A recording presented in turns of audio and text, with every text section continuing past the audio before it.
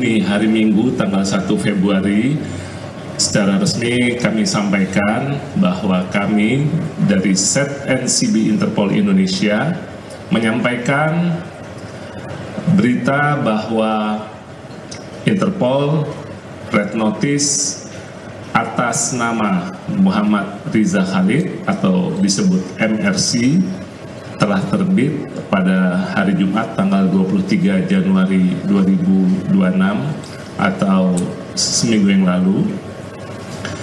Dan setelah terbitnya Red Notice, kami menindaklanjuti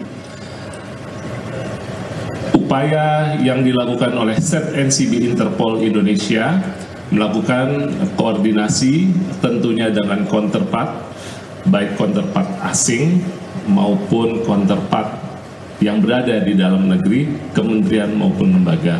Dan tentunya kami ZNCB Interpol mendukung langkah-langkah penegakan hukum atas pelaku-pelaku tindak pidana yang melarikan diri ke luar negeri terkait dengan kejahatannya di Indonesia sehingga menjadi buronan internasional yang menjadi fokus kejahatan transnasional dan internasional.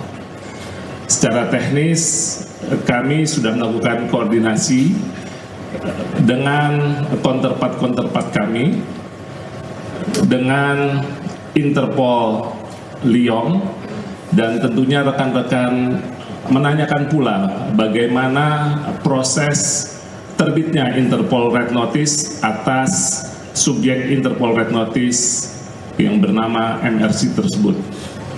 Memang jalan panjang, namun alhamdulillah keberhasilan ini tentunya kontribusi dari rekan-rekan ZNCB maupun dukungan Interpol Headquarters di Lyon, Prancis.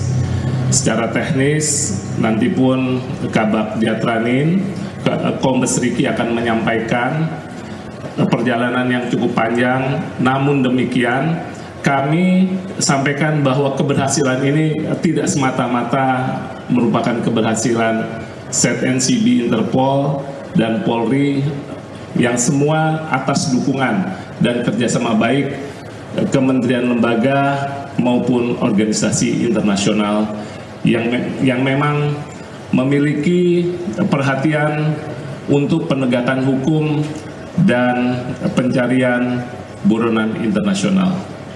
Terima kasih Pak Riki, bisa disampaikan nanti atau kita langsung ke tanya jawab Pak Turno. Terima kasih Bu. Untuk subjek Interpol Red Notice atas nama MRC, kami tidak dapat menyebutkan spesifik berada di mana, tapi kami sudah tahu dan kami sudah berangkat ke negara tersebut. Untuk Red Notice ini disebar ke 196 member country dan tentunya sudah menjadi pengawasan dari 196 member country. Cukup, udah detik ya. Saya bagi sesi kedua lagi, silakan untuk 3 penanya lagi, silakan kalau ada. Satu pada sesi kedua ini, 2, cukup ya, 2 dulu, silakan. Ya, Pak Ayman, saya Dian dari 20 detik. Yang mau saya tanyakan adalah ini kan permintaan Red Notice ini kan diajukan pada saat bulan September kan. Nah, mungkin bisa dijelaskan alasan Red Notice ini baru bisa terbit di bulan Januari gitu. Mungkin ada alasan. Mungkin bisa kita akomodir dulu satu pertanyaan saja. Yang kedua, saya dari Komnas ya. Ini kan sudah jadi tersangka dari apakah ada target penangkapannya jangka waktu maksimal kapan?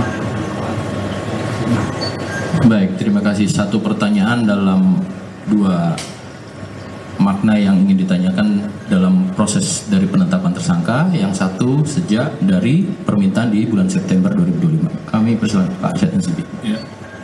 Terima kasih Bu. Memang bulan September, tapi kami untuk berbagi, Pak Riki berkenan menjelaskan dan menjawab. Silakan Pak Riki. Terima kasih Pak Karopenmas, Pak Kabak Penum dan Pak ZNCB. Langsung saja menjawab pertanyaan ya. kenapa kemudian waktunya berproses sampai kurang lebih menjelang 4 bulan. Memang ada sebuah mekanisme yang harus dilalui di kantor pusat Interpol di Lyon. Setiap usulan yang kita ajukan itu akan dilakukan sebuah proses asesmen. Nah, asesmen itu akan dilakukan dengan melakukan pertimbangan-pertimbangan dari berbagai macam aspek. Kebetulan ada sebuah perbedaan melihat persoalan korupsi antara kita, sistem yang berlaku di negara kita dengan korupsi yang berlaku di negara-negara lain. Sehingga asesmen kasus MRC membutuhkan waktu yang lebih lama, sehingga kita mencoba mengkomunikasikan bahwa persepsi tindak pidana korupsi di tanah air itu harus dibuktikan dengan adanya kerugian negara.